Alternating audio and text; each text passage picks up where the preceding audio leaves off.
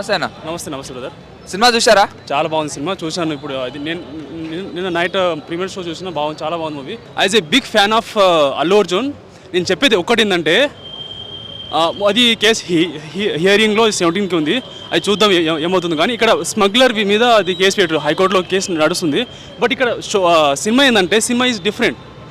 ఎందుకు డిఫరెంట్ అంటే, ఇది ఐ థింక్ ఇది పూర్ పీపుల్కి సంబంధించిన సినిమా. ఇది ఒక రిపోర్ట్ చెప్తాను, ఒక రిపోర్ట్ చెప్పి నేను చెప్పాలనుకుంటున్నాను. ఆ రిపోర్ట్ ఏంటంటే, ఆక్స్ఫామ్ అనేది ఒక organisation.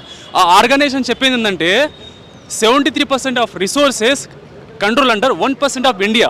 Remaining 99% of resources, 99% of people దగ్గర ఓన్లీ 23% ఆఫ్ రిసోర్సెస్, భూమి కానీ మనీ కానీ ఉన్నాయి.